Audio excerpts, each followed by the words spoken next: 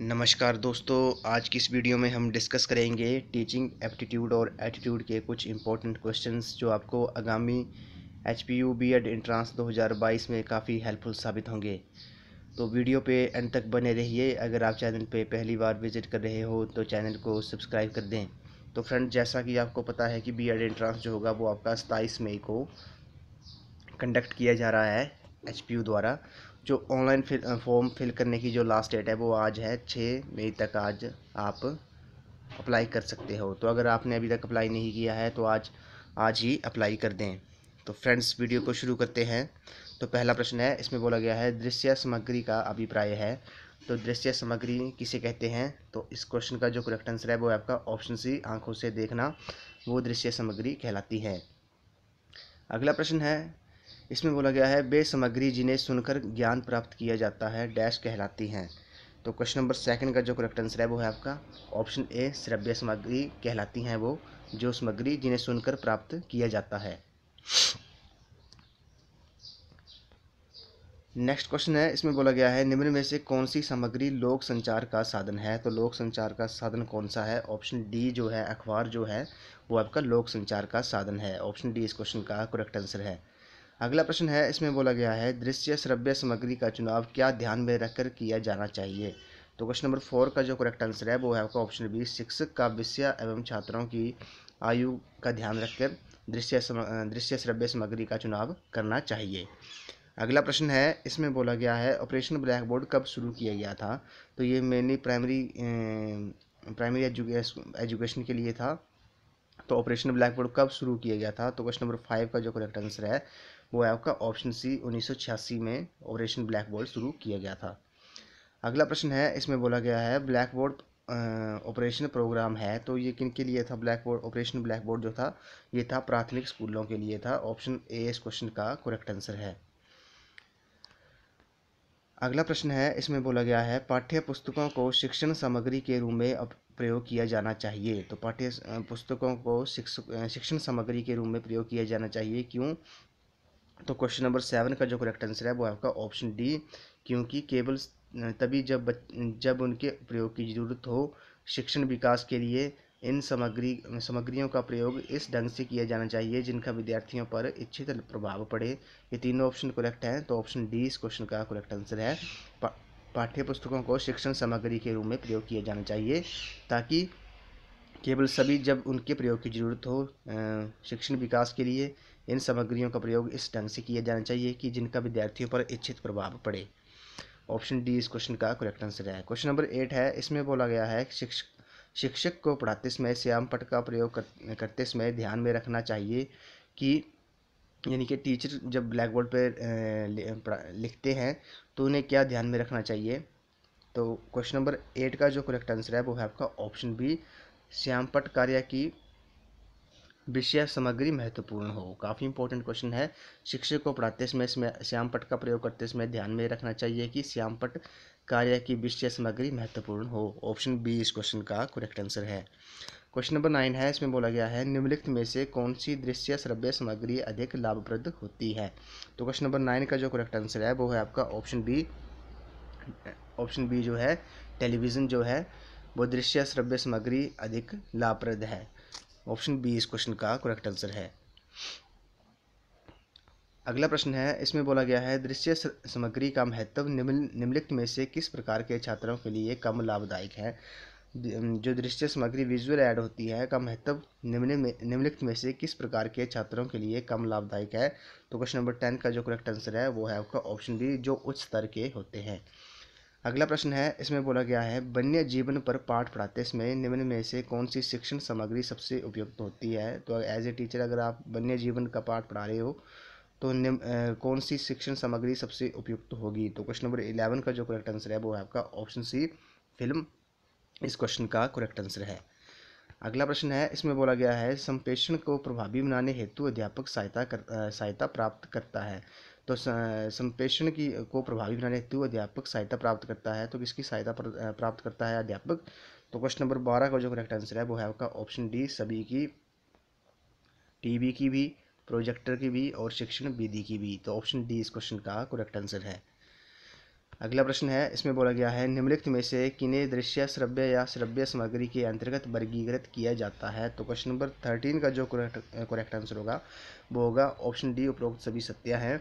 ध्वनि, चलचित्र, दूरदर्शन, चित्र, ड्राइंग तथा डायग्राम, रेडियो, टेप रिकॉर्डर एवं स्लाइड्स। तो ये तीनों ऑप्शन ठीक हैं, तो ऑप्शन डी इस क्वेश्चन का करेक्ट आंसर है। अगला प्रश्न है, इसमें बोला गया है शिक्षा में टेलीविज़न की भूमिका बहुत उपयोगी है क्योंकि। तो शिक्षा में टेलीविज़न की जो रोल है वो बहुत इंपॉर्टेंट है, क्यों है।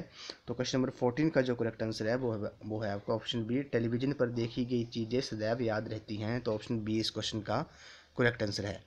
अगला प्रश्न है, इसमें बोला गया है कौन सी पाठ्य सामग्री ज़्यादा अच्छी समझी जाती है। तो क्वेश्चन नंबर 15 का जो करेक्ट आंसर है वो है आपका ऑप्शन बी, वे जिसका संबंध पढ़ाए जाने वाले विषय के साथ हो वो पाठ्य सामग्री ज़्यादा अच्छी समझ आती है। अगला प्रश्न है, इसमें बोला गया है लोक संचार के साधन उपयोगी हैं। तो क्वेश्चन नंबर 16 का जो करेक्ट आंसर है वो है आपका ऑप्शन डी, लोक संचार के जो साधन जो उपयोगी हैं कौन कौन से हैं वो आपके दूरगामी शिक्षा में, व्यापक प्रचार में, स्कूल की चार दीवारी से बाहर अधिगम में। ऑप्शन तीनों ये सही हैं, तो ऑप्शन डी इस क्वेश्चन का करेक्ट आंसर है। अगला प्रश्न है, साइट का अर्थ है SITE की फुल फॉर्म क्या है, ये आपसे एग्जाम में पूछ सकते हैं। तो साइट की जो फुल फॉर्म है वो है आपकी सैटेलाइट इंस्ट्रक्शनल टेलीविज़न एक्सपेरिमेंट। काफ़ी इंपॉर्टेंट क्वेश्चन है। साइट का अर्थ है आपका satellite instructional television experiment. Option C इस क्वेश्चन का करेक्ट आंसर है। क्वेश्चन नंबर 18 पे चलते हैं। इसमें बोला गया है निम्न में से कौन सा लोक संचार का सबसे सस्ता साधन है। तो सबसे सस्ता साधन कौन सा है लोक संचार का, तो ये है आपका ऑप्शन ए, अखबार। अगला प्रश्न है, इसमें बोला गया है निम्न में से कौन सा सॉफ्टवेयर उपागम है। तो सॉफ्टवेयर उपागम कौन सा है ये आपको पता होगा। तो क्वेश्चन नंबर 19 का जो करेक्ट आंसर है वो है आपका टेप रिकॉर्डर जो है वो सॉफ्टवेयर उपागम है, यानी कि सॉफ्टवेयर। ऑप्शन सी इस क्वेश्चन का करेक्ट आंसर है। अगला प्रश्न है, इसमें बोला गया है दृश्य श्रव्य सामग्री का प्रयोग। तो दृश्य सामग्री का प्रयोग क्या बनाता है। ऑप्शन 20 का जो करेक्ट आंसर है वो है आपका ऑप्शन बी, पाठ को आसान बनाता है। दृश्य श्रव्य सामग्री का प्रयोग पाठ को आसान बनाता है क्योंकि इससे बच्चा जल्दी सीख जाता है। अगला प्रश्न है, इसमें बोला गया है भारत में शैक्षणिक टीवी का प्रयोग कब शुरू किया गया था। काफ़ी इंपॉर्टेंट क्वेश्चन है। तो क्वेश्चन नंबर 21 का जो करेक्ट आंसर है वो आपका 1959 में किया गया था। भारत में शैक्षणिक टीवी का प्रयोग 1959 में शुरू किया गया था। अगला प्रश्न है, एडुसेट क्या है। तो ये काफ़ी इंपॉर्टेंट क्वेश्चन है।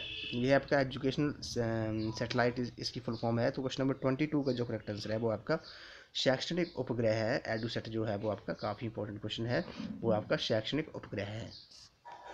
अगला प्रश्न है, एडुसेट के बारे में कौन सा कथन सत्य है। ये काफ़ी इंपॉर्टेंट क्वेश्चन है। तो क्वेश्चन नंबर 23 का जो करेक्ट आंसर है ऑप्शन डी जो है उपरोक्त सभी जो है वो सभी एडुसेट के बारे में सत्य है, एजुकेशन सैटेलाइट के बारे में।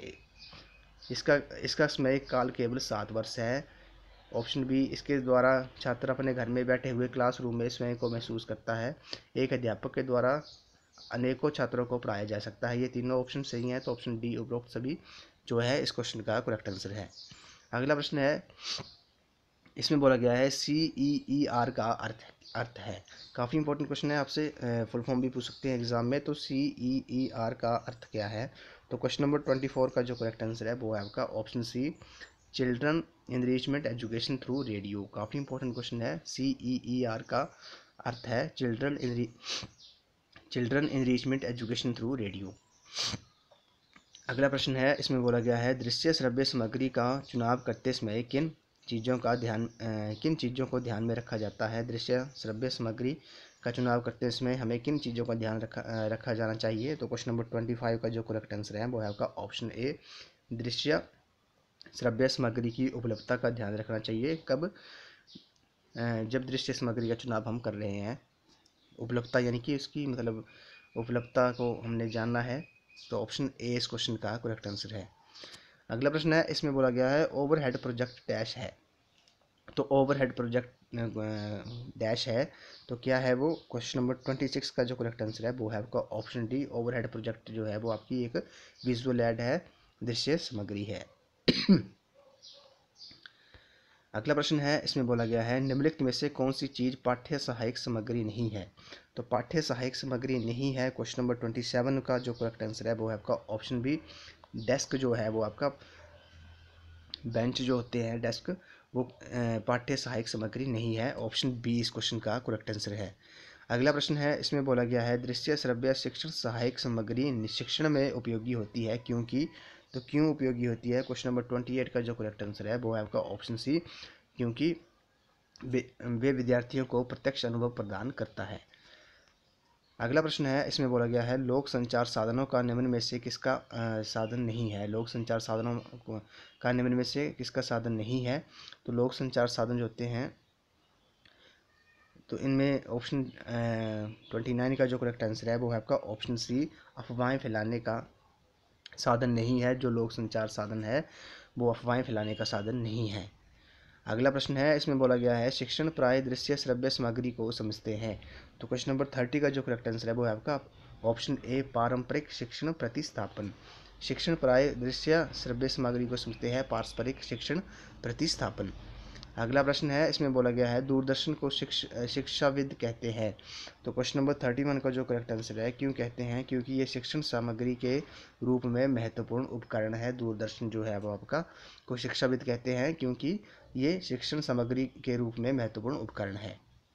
क्वेश्चन नंबर 32 है, इसमें बोला गया है वीडियो कैसेट दिखाने से पूर्व छात्रों को कैसेट की विषय वस्तु की जानकारी देनी चाहिए।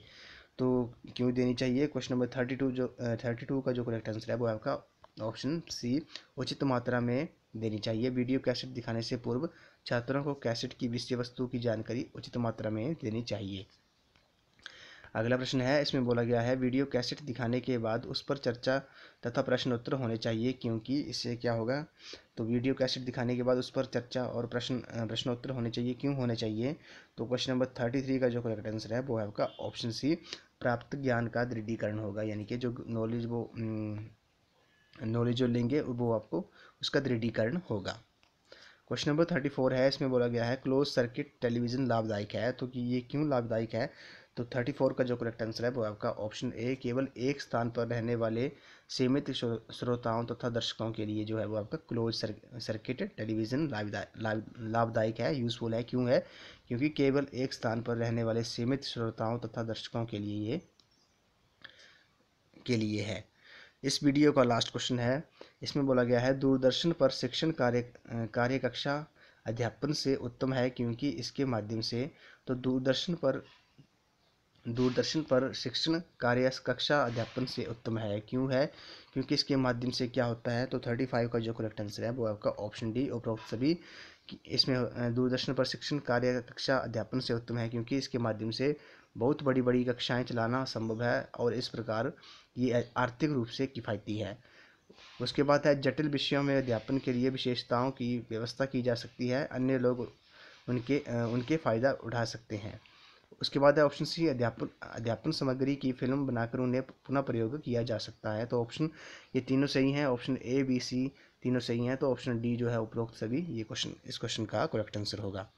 तो फ्रेंड्स, आज हमने टीचिंग एप्टीट्यूड और एटीट्यूड के कुछ इंपॉर्टेंट क्वेश्चन डिस्कस किए जो आपको बीएड एंट्रांस एचपीयू के में काफ़ी हेल्पफुल साबित होंगे। तो आई होप आपको वीडियो पसंद आई होगी। तो वीडियो को लाइक शेयर एंड सब्सक्राइब कर दें। तो अगर आप बीएड एंट्रांस की तैयारी कर रहे हो तो इसके लिए मैंने एक अलग से प्लेलिस्ट बनाई है, आप वहाँ पर जाके वीडियो देख सकते हो। तो फ्रेंड्स, आज की वीडियो में बस इतना ही। तो थैंक यू।